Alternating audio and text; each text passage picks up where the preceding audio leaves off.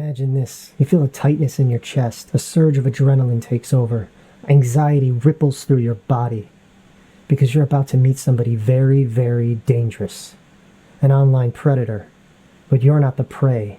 You're the predator's worst nightmare. You're Zack from Anxiety War, and you're about to read him a chat log. And remember, it does not lie. In the early 2000s, a man from Grand Rapids, Michigan started down a path that would change his life and the lives of hundreds of others. 10 years ago today, on May 9th, 2013, I confronted my first online predator. I was 20 years old, fresh out of community college. I had just purchased a video camera, a camera that I still use to this day. I'm recording this right now. And it's been through a lot. She's coming back. Give that back. My car's been through a lot too.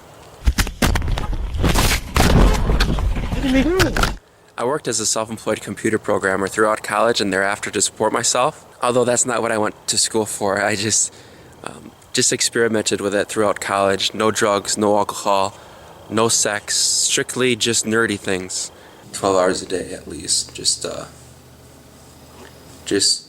going all out on this. I was always consumed with my own projects, doing everything alone, but I liked it like that.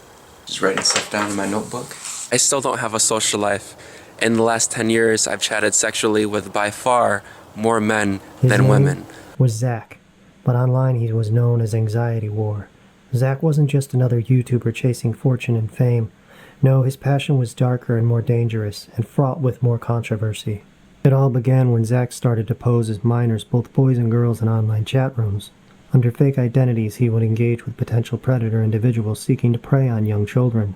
What set Anxiety War apart was not just his willingness to confront these men in person, but his decision to film the entire encounter and turning these confrontations into content for his fast-growing YouTube channel. Zack's channel blew up almost overnight. His hard-hitting videos were raw and unfiltered, exposing the true horror of what some people are capable of. One of his most popular videos, acting as a 13-year-old boy in real life to bust a predator, captured the attentions of millions. In the video, Zack meets up with a man who thought he was going to meet a young boy. What the predator didn't know was that Zack had a camera rolling and was ready to confront him face to face. This video alone racked up over 16 million views and set Anxiety War's subscriber count soaring. Zack became sort of a vigilante hero to many men, who wasn't afraid to do what law enforcement often couldn't do or wouldn't do. His channel soared to 950,000 subscribers, and people were rooting for him. Some even saw him as the digital Chris Hansen. Zack's videos were gritty and real, and that authenticity drew people in. People think a criminal is a stereotypical look. It can be anybody. First at 10, the vigilante responsible for helping put accused sex predators behind bars, speaking only to Fox 17 tonight. Many people know him by his YouTube profile, Anxiety War. He poses as a 15-year-old girl online, but he's actually a 23-year-old named Zack Sweers. As Anxiety War's popularity grew, so did the risks. Zack's videos weren't just drawing in new viewers, they were gaining the attention of law enforcement, lawyers, and YouTube itself. While many saw his work as heroic, authorities had a different perspective. By 2016, law enforcement in Michigan had started issuing warnings about the vigilante justice. Concerned that Zack's methods posing as minors and luring predators into meetings could interfere with ongoing investigations. Worse, the confrontations could turn violent. One near fight during a sting operation served as a grim reminder of how dangerous these confrontations could be. Now don't get me wrong, Zack was careful to avoid entrapment and to follow legal advice as closely as possible, but there was always the looming threat of lawsuit from those he exposed. New tonight, the man behind a series of YouTube videos where he confronts alleged sexual predators is now facing another lawsuit. The most recent, filed in circuit court yesterday, alleges that Zack Sweers stalked and invaded the privacy of the man in his most recent video.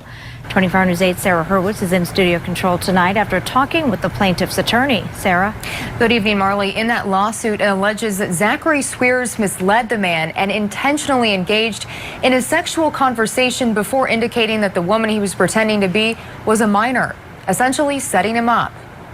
He's suing me for slander, saying what I produced, the video on YouTube, is not true, saying that he didn't intend to have sex, despite him admitting that he said those things. It's an excuse that's been seen on Dateline NBC to catch a predator, Polk County, Florida stings. It's been seen everywhere. It's one of the only things these guys can say in response to serious allegations. This video in response to Zack Sweers' first lawsuit against him. The allegations in his most recent case, similar to the first. We have the invasion of privacy claims. We also have the defamation claims. However, we have added some claims for violation of a Michigan statute that makes it illegal to videotape somebody when they are in what is defined as a, quote, private place. Attorney Ross Plante, who's representing both clients against Sweers, says inside your car constitutes as a private place. Why are you here? Which is where the video confrontation was allegedly filmed. I don't think you're done. I think that you need, I don't mean done with your investigations, but I mean, I think that you got to figure out a way to work with law enforcement, because that's the only end game that I see for you. Just putting up these videos, hoping that they're publicly shamed is one way. But you know, listen, the police officers I know, the sheriffs I know, Dana Nessel I've met, who I think is a wonderful attorney general. So with Dana Nessel, it is unfortunate because I see the news all the time about her working against some Catholic priests who have abused kids. I see a lot of good work by her, but the anti-predator thing for what I'm doing just ruined it for me. Well, and it's unfortunate because she's good. But I think if they don't know anything, I mean, I think they just assume, oh, it's Joe Schmo doing this. He's going to half-A everything. I think that doesn't sit well with them, but they need to know. They need to research that the evidence sticks, you know, from what I've collected. Some of the predators he confronted claimed that Zack's videos had damaged their reputation, jeopardized their careers. They were not just shy about pursuing legal actions, and soon Zack would find himself in a courtroom. As if legal battles weren't enough, Zack's most significant opponent wasn't a predator or even the state of Michigan. It was YouTube itself. And in the mid-2000s, YouTube began to tighten its community guidelines, cracking down on content that involved harassment, vigilantism, and what they deemed as dangerous or harmful behavior. Unfortunately for Zack, his videos checked all of those boxes. As they several play button. It started slowly with his videos getting demonetized, making it harder for him to earn a living from his work. At first, Zack shoved it off. After all, it wasn't about the money. It was about the mission. It was about saving the kids. As more of his content was flagged, YouTube started removing his videos altogether. With each takedown, his reach diminished, his audience dwindled, and his impact lessened. Zack found himself in a fight not just against predators, but against the very platform in which he built his career on. YouTube's stance was clear. The kind of vigilante justice Anxiety War represented had no place on their platform. The platform's policies, which had once been there more lenient, had now evolved, and now anything that could be considered harassment or privacy violation, like filming predators without their consent, was grounds for removal. As the strikes on his account piled up, Zack began uploading less frequently. It was a slow decline, and by 2020 it was clear that Anxiety War was in deep trouble. The content that once drawled in millions of viewers was now in liability. One by one, his videos were removed and his channel was demonetized, and the audience that once had rallied behind him had started to move on. Around this time, Zack found himself facing unexpected real-world threats. During a street protest in Michigan, Zack was physically assaulted while filming. Though this work wasn't related to his vigilante work, his camera was destroyed in the altercation, a major blow to his ability to continue creating content. The broken camera, marking a turning point. Not just in the footage, but in his spirits. With demonetization squeezing his income, legal pressures mounting. The income was gone. The contributions were gone. And the downward spiral of his channel, Anxiety War, began. 2024 Anxiety War was all but a shell of its former self. Once a crusader for justice with nearly 1 million subscribers, Zack had been all but effectively silenced. His channel, which once had been a beacon of hope for parents and a nightmare for predators, had all but disappeared. Though some of his content remains accessible on other platforms like Patreon, his presence on YouTube was gone. So what happened to Anxiety War? Was it the lawsuits, the YouTube policies, or did Zack simply walk away, tired of fighting battles on so many fronts? In reality, it was a combination of all of these. The pressure from legal battles, the constant demonetization, and the real-world dangers he faced took a toll. Zack had set out to make a difference, to catch predators and to protect kids. His last-ditch efforts to save his channel He had these words to say. I am often asked, why did you delete this Predator video or that Predator video? I haven't. YouTube has. Here on YouTube, if you want to, you're pretty much free to watch almost anything you'd like. Men shaving their buttholes, people using illicit drugs, even people murdering each other sometimes. Yet my videos, exposing online predators, educating the public about who they are, how they operate to keep children safe, are somehow too much. And not because of the predator's illegal and disgusting actions, sending pictures of the penis, wanting nude photos of who they think to be an underage girl, trying to have sex with an underage girl or boy. Not because of the predator's reprehensible actions, but because of my own.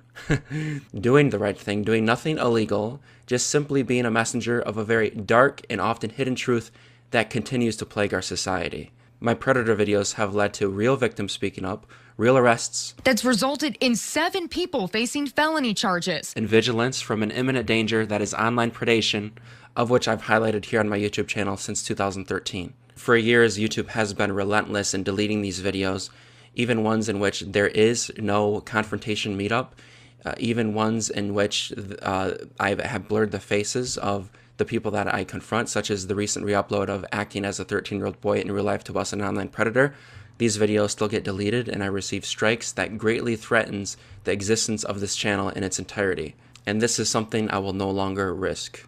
The Anxiety War YouTube channel has many videos not related to online predators that I'm very proud of, related to mental health, helping people, and just having good, clean fun. And I think that serves as a reminder to those watching, especially victims, that as bad as things can be, you can't let that consume your life. To find an escape and embrace who you are, no matter what people think. Unless if you're an online predator, then... In the end, Anxiety War wasn't taken down by predators or lawsuits. It was taken down by the fine lines between vigilante justice and the rules of the digital world. If you made it this far in the video, thank you for watching. I really do appreciate it. Please leave a comment below and let me know what you thought. Also, if you could, please smash the like button and consider subscribing. I would appreciate it very, very much. And as always, thank you so much for watching. I'll catch you in the next one. And remember, if you see something, say something. Be the voice of freedom for the kids out there that have no voice in this digital world. Thank you.